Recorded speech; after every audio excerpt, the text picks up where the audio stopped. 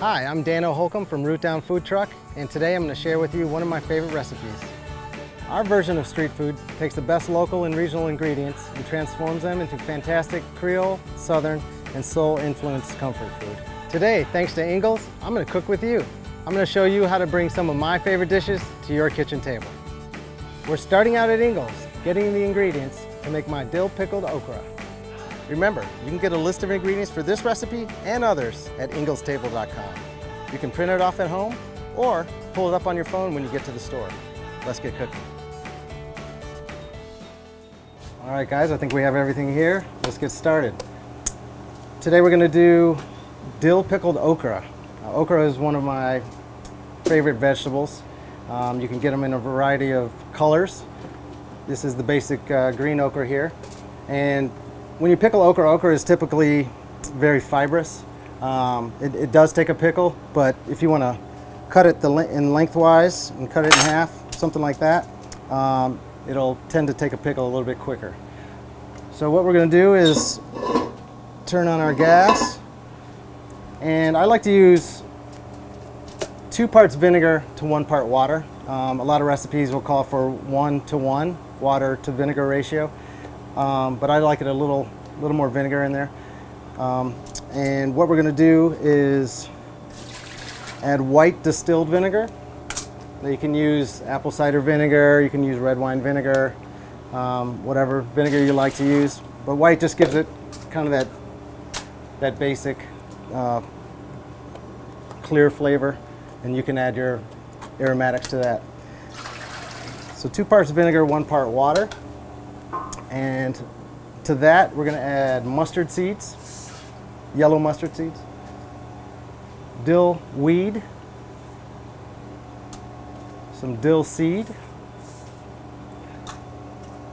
black peppercorns, and kosher salt. All right. Now, when you add salt to this, I like to use kosher salt. It's a little bit bigger granules. If you use iodized salt, the ratio is going to be a little bit off because it's a lot denser, and you're going to actually use more salt. So the salinity will be a little deeper than if you would use kosher salt. All right. So this is going to come to a boil, and it'll probably you want to, as soon as it comes to a boil, you want to have it boil for about 3 to 5 minutes, and then you can steep it and turn it off, and we'll show you the rest of that once this comes up. All right, now this has come to a boil, so we're going to reduce this to a simmer, and I'm going to add some whole clove garlic to that. And I've decided that I'm going to go ahead and cut some of this okra in half. So you can pickle okra any way you want. You can cut it into rings.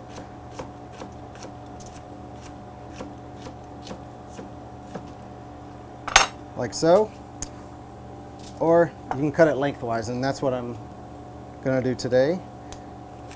So just cut some of this. And okra, as you know, is a staple down in the South. A lot of people like to add it to gumbo. One thing that okra does have is the slime factor, that if you're making soups or anything like that, gumbos, you're gonna have to cook okra a little bit because it has this, I don't know if you can really see it here, but it's really sticky and slimy, and that acts like a thickening agent to soups and stocks and things like that. But for pickling, it's gonna be fine. So we'll just cut a couple of these up, and this is gonna simmer for about 3 minutes or so. And this is called a day pickle. Now there's 2 kinds of pickles. You can, a day pickle is what we're doing here, but there's also the pickle that you might find in stores that are actually canned. And that is basically the same thing, except now you're gonna ladle all this into hot jars, and then we're gonna submerge those into water, and you'll have to cook those for about 10 minutes. And then you can set those on the shelf, for a couple years. But day pickles, something you can do at home, very simple.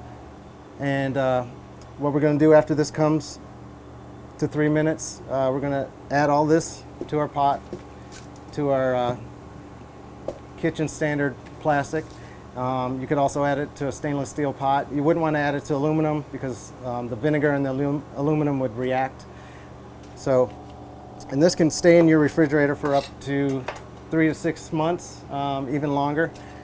But make sure that anytime you do retrieve your pickles, try not to use your hands because your hands will carry bacteria, and that will tend to make the pickles not last long enough or as long. All right. So I'm just going to add all this to here. Add our rounds, and we'll have some whole.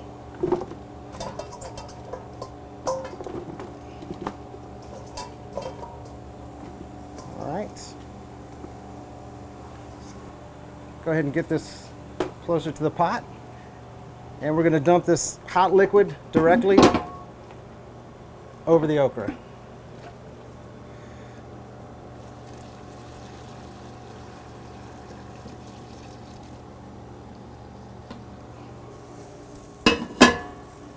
Turn off our heat.